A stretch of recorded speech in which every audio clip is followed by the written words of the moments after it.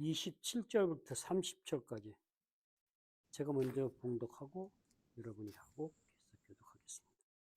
27절. 몇 장이에요?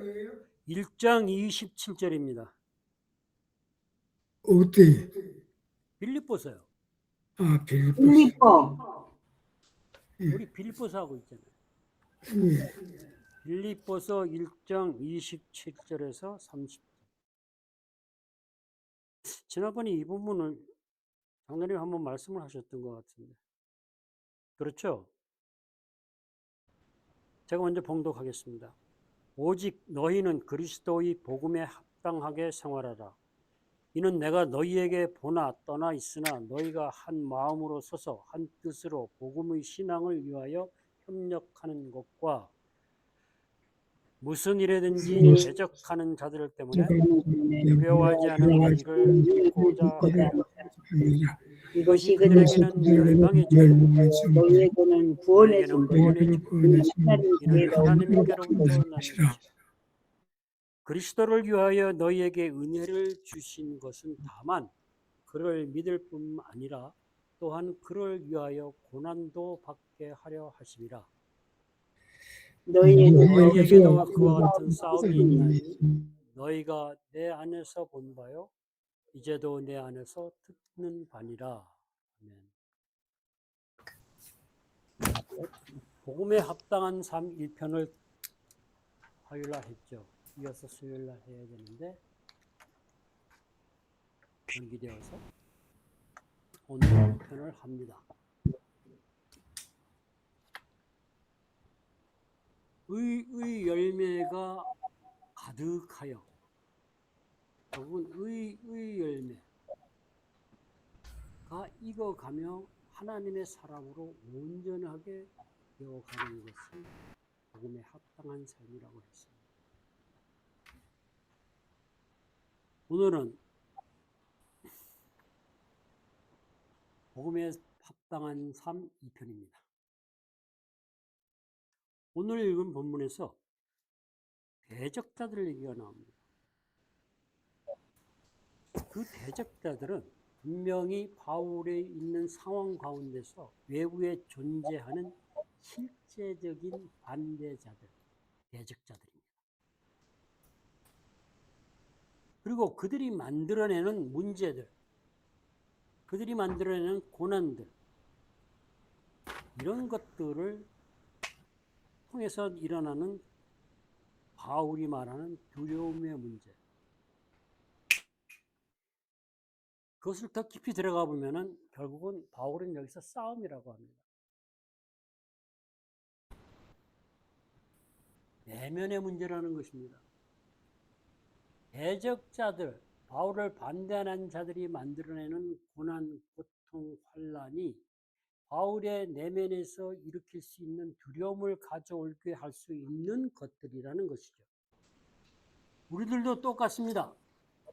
어떤 사람이, 나를 공격하는 사람이 만들어내는 문제들이 내 안에서 두려움이나 다른 갈등을 유발시키는 것들, 그런 것들을 바울은 오늘 싸움이라고 하고 있습니다. 문제나 고난, 그 사람 자체가 우리를 무너뜨리지 못합니다. 거기서 발생하는 두려움이나 그 사람들이 말하고 만들어놓은 문제로부터 나를 보호하고자 하는 본능적인 욕구, 아니면 내가 믿지 못하는 그런 불신앙 때문에 무너집니다. 오늘 바울을 보면 바울이 지금 감옥에 있지 않습니까? 바울의 가장 큰 문제가 뭐예요? 감옥에 갇혀 있잖아요. 갇혀 있는 자체가 문제가 돼서 바울이 나 지금 살아나가야 된다. 감옥에서 나가야 된다는 얘기죠. 그리고 나가서 사람들한테 인정을 받아야 된다. 그래서 이 고난을 피해야만 된다고 하는 그 육체의 소욕을 따라가는 그 생각, 그 두려움에 굴복을 했다면 바울은 복음을 담대하게 전할 수 없었을 것입니다. 성령을 따라 복음을 자유롭게 전할 수가 없는 거죠. 왜? 자기 욕심, 자기 욕구, 육체의 소욕을 따라가기 때문입니다. 근데 바울은 오늘 여기 빌립보서에서 내가 사는 것이 그리스도요 죽는 것도 유익함이라 라고 1장 21절에서 말을 합니다. 이 얘기는 이미 바울의 내면에서는 이 싸움에서 이겼다는 것입니다. 성령의 소욕이 육체의 소욕과 두려움을 이기지 못하고 성령의 소욕을 따라서 담대하게 복음을 전했다는 것입니다. 그것을 바울도 알고 빌립보 교인들도 알고 있다는 것이죠. 그런데 그 싸움은 여전히 너희들에게 현재 진행형이라는 것입니다. 그래서 빌립보 교인들에게 고난을 받는 것이 고난 자체가 아니라 싸움이다라고 말을 하고 있습니다. 그래서 이 싸움에 이기라는 거죠. 그 영적 전쟁, 그 싸움에서 이기는 것이 우리가 복음에 합당한 삶을 살아가는 방법입니다.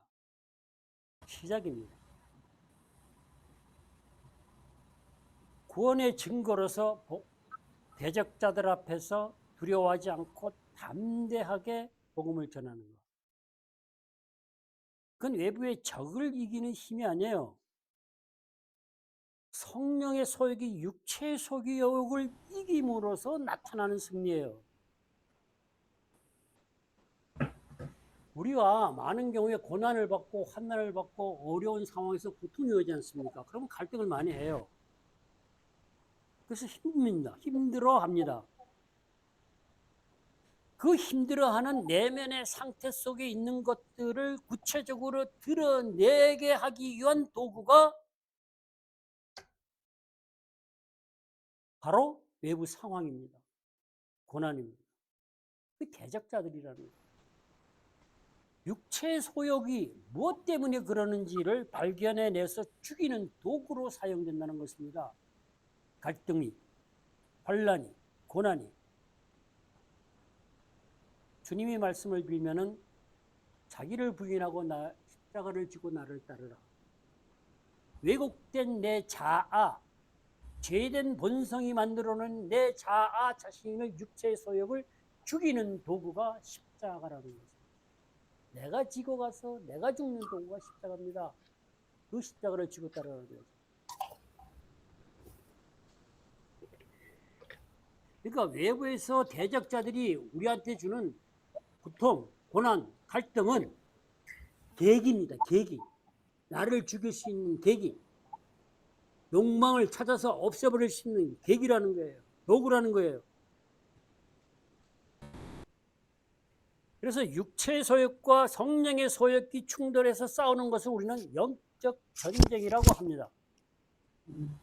그리고 바울이 얘기하는 담대함은 그 영적 전쟁에서 성령이 승리하고 계실 때 승리의 증거가 담대함으로 나타난다는 겁니다.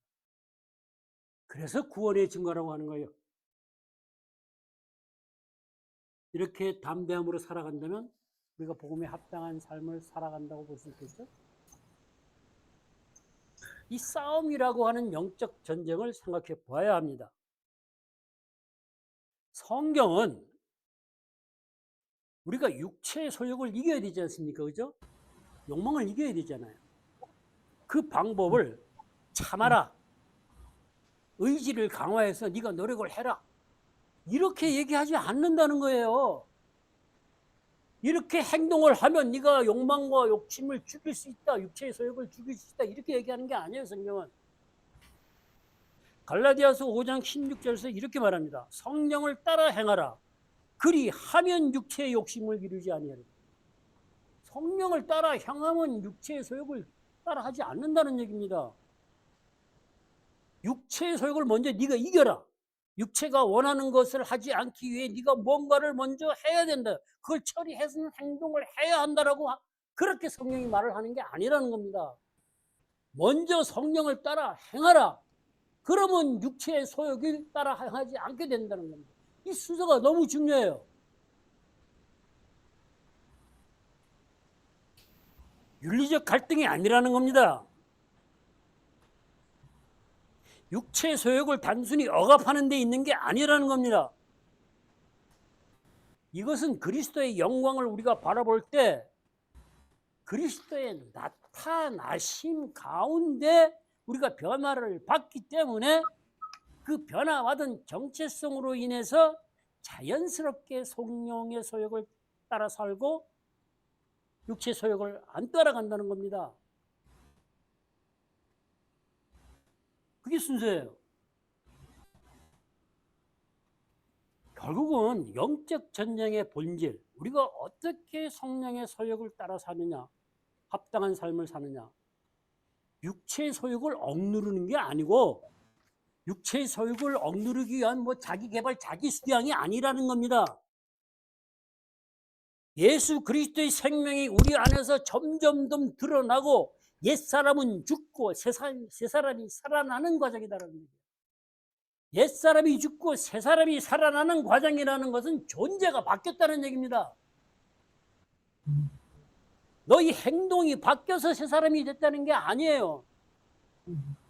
정체성 자체가 바뀌었다는 거예요.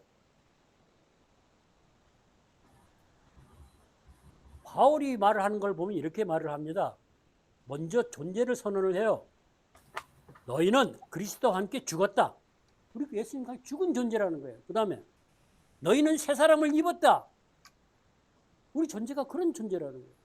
너희는 빛이다. 어둠이 아니고 빛이라는 존재예요.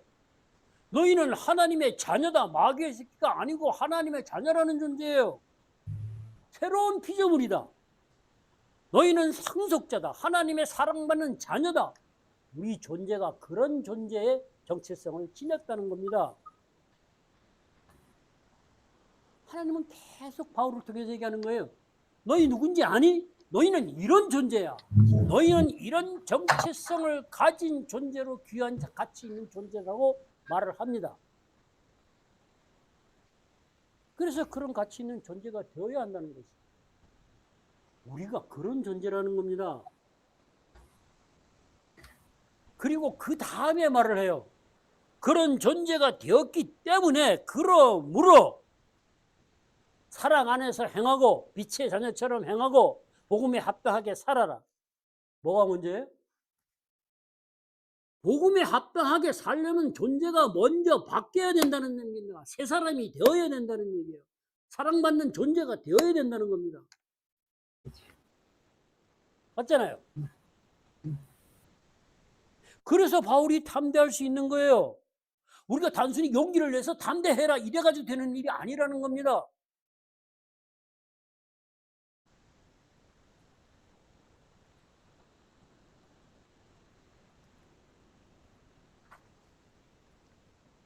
많은 경우 우리 이렇게 생각을 합니다. 생각을 바꾼다. 행동이 바뀐다. 이러면 사람이 바뀐다. 이런 말 많이 하죠. 그래가지고 존재가 바뀝니까? 성품도 제대로 안 바뀌어요. 조금 더 요즘식으로 하면은 뭡니까? 말씀을 삶에 적용하기 위해서 실천하면 그 사람이 변한다. 그러면 존재가 바뀐다. 얘기하고 있는 거 아닙니까? 성경이 그렇게 얘기합니까? 아니요. 바울은 그렇게 얘기하지 않아요. 그리스도의 생명이 나타난다. 그리스도의 생명이 나타나면 마음이 새로워진다. 존재가 변화된다. 삶이 변화된다. 마음이 새로움이 단순히 지식이 늘어나는 게 아니고 의지적 갈등도 아니고 그리스도를 바라보는 가운데 그리스도가 나타나실 때 그때 우리 마음이 새롭게 변화된 존재가 된다는 겁니다. 그러면 우리는 옛사람은 죽고 새 사람이 되는 거예요. 그런 새 사람으로서의 정체성을 가지고 그런 존재로 살아가는 너희는 이러이러하게 행하고 살아라. 복음에 합당하게 살아라. 이렇게 되는 거예요. 근데 우리들의 현실이 어떻습니까? 복음에 합당하게 살아라를 계속 먼저 얘기하잖아요. 복음에 합당하게 사는 것은 가식과 위선을 향하고 하지 않는 것이다. 회개를 해야 된다. 이웃을 사랑해야 된다. 우상을 섬기면 안 된다. 이렇게 얘기하잖아요. 순서가 바뀌지 않았나요? 우리가 영적 전쟁에서 승리를 한다는 것은 강한 의지를 갖는 것이 아니에요. 의지가 필요해요. 우리는 예수 그리스도를 선명하게 봐야 됩니다. 분명하게 봐야 돼요. 그리고 마음이 새롭게 되는 존재가 돼야 됩니다. 그러면 자연스럽게 우리는 성령의 소욕을 따라가거나 살게 돼 있어요. 그게 복음에 합당하게 살아갈 수 있는 시작이고 기초입니다. 출발점이라는 겁니다. 그 존재가 변화된 정체성을 가지고 살아가는 그 자체에서 나타나는 열매가 변화된 삶입니다. 그 존재가 만들어가는 삶이 열매라는 게,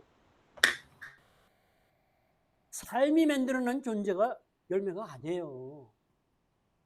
존재가 변해서 삶을 변화시켜 가야 된다는 것을 성경은 계속 얘기하고 있는 겁니다. 아멘. 바울이 말하는 복음에 합당한 삶, 빌립보에서 말하는 담대한 것, 갈라디아에서 말하는 성령의 열매, 골로새서에서 말하는 지체를 죽이고 그리스도로 옷 입는 삶, 로마서에서 말하는 하나님의 선하시고 기뻐하고 온전하시 불변하고 순종하는 삶, 마음을 새롭게 하는 변화를 받아서 사는 삶, 이 모든 것들이 뭐예요? 의의 열매가 온전하게 익어가면서 허물 없는 자로 하나님의 사람으로 온전하게 되어가는 것, 과정이라는 겁니다. 그래서 선을 행할 수 있다, 선을 이룰 수 있다, 구원을 이뤄갈 수 있다는 거예요. 어디로 향해 갑니까? 그리스도의 나를 향해 가는 것이라고 말을 합니다. 10절에서 그리스도의 나를 향해 가는 것이라는 것은 재림의 부활의 날을 통과해서 영원한 생명을 몸이 다시 사는 것을 향해 나가는 것이라는 거예요.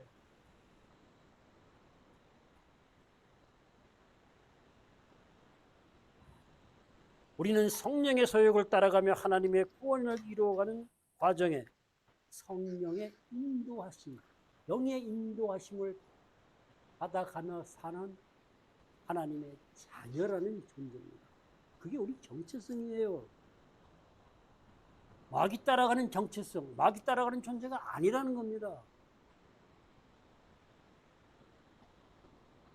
그 존재는 내 노력으로, 윤리, 도덕으로, 행동으로 만들어지는 게 아니라는 것이죠. 그래서 바울은 항상 존재를 먼저 선언합니다. 그리스도가 나타나고 마음이 새롭게 되고 존재가 변화되고 성령의 소욕을 따르고 의의 열매의 결과가 그 결과로 복음에 합당한 삶을 살 수 있다는 것입니다. 더 나은 행동을 만들기 위한 노력이 아니라는 겁니다. 그보다는 예수의 생명이 우리 안에 나타나서 존재가 변화되어야 된다. 그리고 우리는 자연스럽게 그리스도를, 예수를 나타내는, 드러내는 삶을 살아나야 된다는 겁니다. 바울은 이 얘기를 계속하는 거예요. 너희가 예수처럼 돼서 예수를 드러내고 살아라, 이런 얘기죠. 존재가 바뀌어서 그 존재가 자체로 살아가면 그 존재에서 예수가 나타난다는 거예요. 그래서 로마서는 이렇게 얘기하죠. 복음은 하나님의 구원을 주시는 하나님의 능력이다. 삶을 먼저 고치는 게 아니라 존재를 먼저 새롭게 하는 능력이라는 겁니다.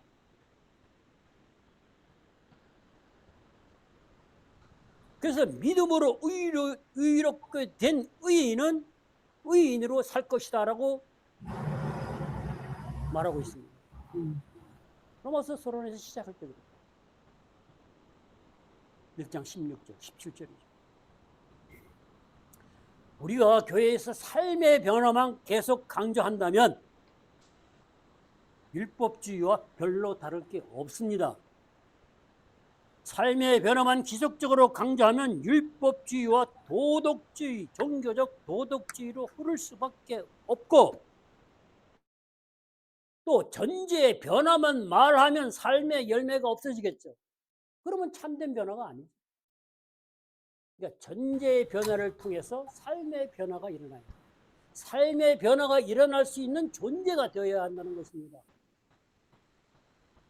그게 성경이 말하는 성화입니다. 예수의 생명이 나타나 존재가 변화되고 변화된 존재가 삶 속에서 의의 열매를 만들어가고 하나님의 사람으로 온전케 만들어가는 과정이 성화.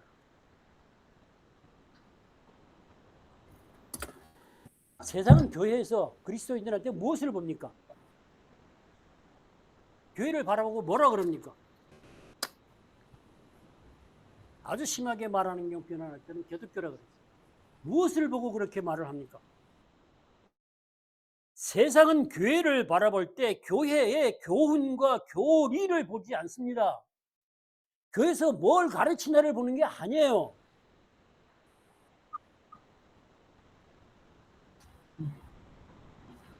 교회가 사랑보다는 규칙을 중요시하고 은혜보다는 평가를 하고 존재보다는 외적 성과를 계속 강조하다 보면 세상은 교회를 종교 집단으로 봅니다.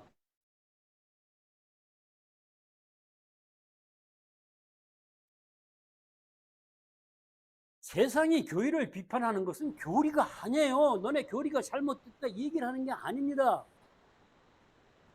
너희는 예수를 믿는데 왜 예수가 보이지 않느냐라는 얘기예요.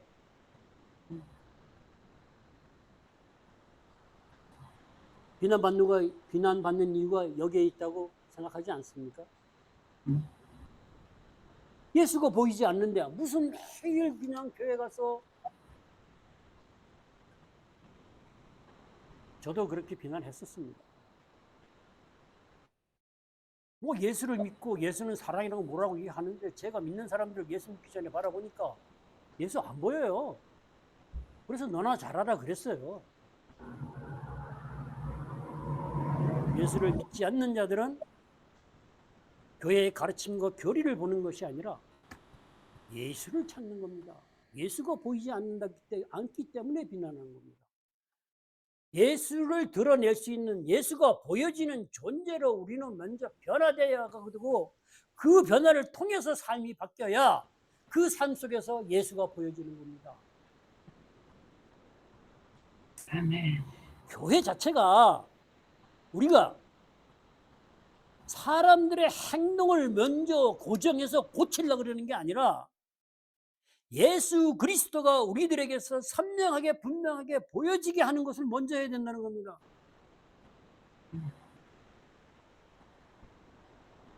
존재의 변화보다 행동의 변화만 강조하는 지속하다 보면 우리도 모르게 복음은 도덕주의가 됩니다.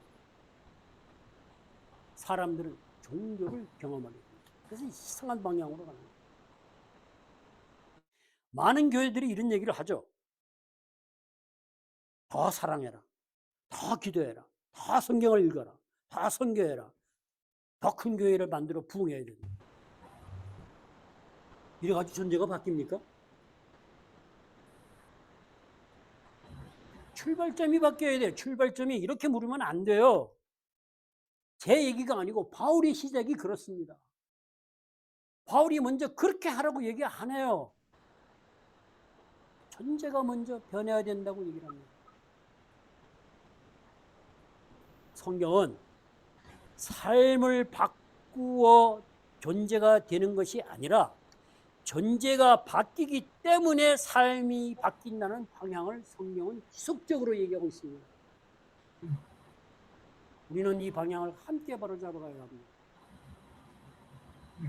많이 힘들 겁니다. 바울의 얘기는 이렇습니다.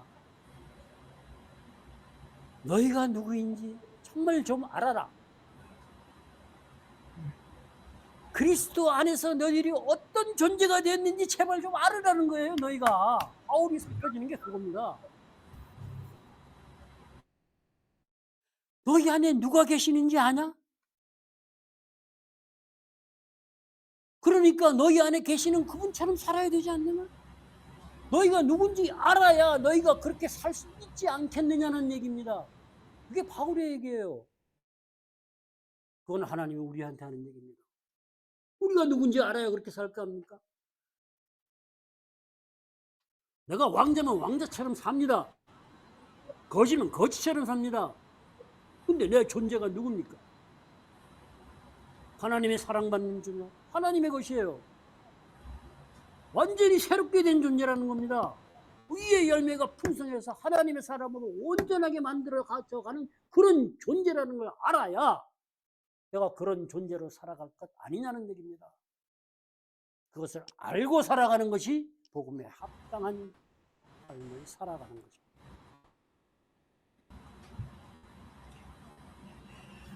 성경에서는 존재의 변화가 삶의 변화를 낳는다. 이것입니다. 율법은 뭘 했습니까? 행동의 변화를 가지고 구원을 받는다. 속사람이 새롭게 되는 존재를 만들어 가려고 했던 거예요. 그것이 실패라는 건 누구나 다 잘 알지 않습니까? 세상의 도덕도 그렇습니다. 윤리도 그렇습니다. 그것을 넘어서서 하나님의 의와 도덕, 윤리 안에 들어와서 성령의 열매를 맺어가는 의인이 되어갈 때 우리는 새로운 존재가 되는 것입니다. 왜 바울은 합당한 삶을, 복음에 합당한 삶을 살아야 된다고 얘기하는 걸까요? 왜 존재가 변화되어야 된다고, 존재가 변화되어서 변화된 삶을 살아야 된다고 할까요? 우리가 변화를 받은 존재, 하나님의 자녀, 하나님의 상속자, 새것, 새로운 피조물, 이건 뭐예요? 이것은 사랑으로 만들어진 존재입니다. 이 땅의 모든 것이 다 패하지만 사랑은 영원하다 그랬습니다. 10절에 그리스도의 날까지라고 하는 의미는 그리스도의 심판대를 지나서 영원 속으로 향해 가는 방향을 얘기합니다. 결국 그리스도의 복음에 합당한 삶을 살아가는 존재 자체로 그렇게 살아가라고 하는 것은 사랑으로 만들어진 그 존재, 날로 새롭게 된 그 속사람은, 그 사랑은 심판대를 지나서 영화로운 부활의 몸이 다시 사는 것에 영화로운 영광의 몸을 입혀주는 쪽을, 그 방향을 향해서 나아가는 것이 그리스도의 날까지라고 얘기하는 겁니다. 우리가 소망하는 것은 뭡니까? 이 땅은 유한되고 짧죠. 하나님 나라에서 영원한 삶을, 영화로운 부활체를 입고 영화로운 영생을 영광에 누리며 사는 것이 소망 아닙니까? 몸이 다시 사는 것, 몸이 다시 살아서 영원히 사는 영생을 누리기 위해서 복음에 합당한 삶을 사는 존재가 되어야 한다고 성경은 말하고 있습니다.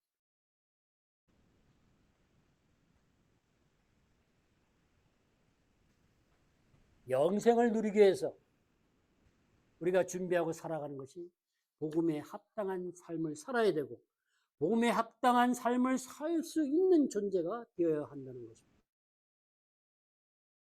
그래서 변화가 있어야 됩니다. 수저가 바뀌어야 됩니다. 행동의 변화, 삶의 변화를 먼저 자꾸 강조해서는 안 된다는 겁니다. 그러면 위험하다는 겁니다. 멸망으로 간다는 거예요. 사는 길이 아니에요. 영생으로 가는 길이 아니라는 겁니다. 그럼 변화되어야죠. 그 변화의 과정을, 그 바람을, 그 일을 저희들에게 맡기셨다는 겁니다. 우리가 감당할 수 있겠습니까? 감당하라고 하시니까, 맡기시니까 감당할 수 있는 능력을 주시겠죠. 그래서 믿고 맡기신 거 아니겠습니까? 저는 이렇게 들려집니다. 너희가 해주면 안 되겠니? 우리가 해주면 안 되겠니라고 물으신다면 뭐라고 답하시겠습니까? 답을 할 필요가 있습니까? 당연히 해야죠. 그래서 성경 공부는 삶을 변화시키기 위한 기술이나 방법을 배우는 게 아닙니다. 근데 우리는 기술과 방법을 계속 가르쳐요. 테크닉을 가르친다는 얘기입니다. 적용하는 방법을 가르친다는 겁니다. 그러면 안 됩니다. 우리는 그리스도가 더욱 선명하게 보이고 보고 알게 돼서 마음이 새롭게 되고 존재가 변화되는 그런 성경 공부를 가르쳐야 됩니다. 설교도 그렇게 해야 됩니다. 힘들어도 그렇게 해야 됩니다. 좋은 얘기 하지 말라는 것은 아닙니다. 성경 공부는 성령의 소욕을 따라 살게 되는 은혜의 통로가 되어야 된다는 것입니다. 이 은혜의 통로가 되는 성경 공부, 그것이 바로 우리의 사역이요. 그 공부를 실천해 가는 것이 우리 공동체 헤세드 온유 처치입니다. 그래서 너희가 해주면 안 되겠니라고 하시는 겁니다. 맞지 않습니까? 대답이 없으십니다. 우리 모두가 이 사실을 분명히 알고 우리에게 맡기신 사역을, 맡기신 교회를 하나님이 계획하고 뜻하신 대로 아름답게 세워가는 우리 모두가 될 수 있기를 간절히 소망하고 축복합니다. 오늘 네. 기도 시간에는 과연 우리가 얼마나 존재의 변화를 향해서 나아가고 있는가, 몸이 다시 산다는 부활의 소망을 얼마나 믿고 내가 이 땅을 살아가고 있는가, 성경에서 말하는 존재의 변화를 통해서 삶이 변화된다는 그 삶을 살아왔는가, 사람들은 어떻게 살아가는지, 저들을 향해서 우리는 어떻게 해야 되는가, 내 가까운 곳에서부터 멀리까지 하나님이 주시는 생각과 마음을 가지고 기도하시는 귀한 시간이 되기를 축복합니다. 아멘. 함께 기도하는 시간을 갖겠습니다.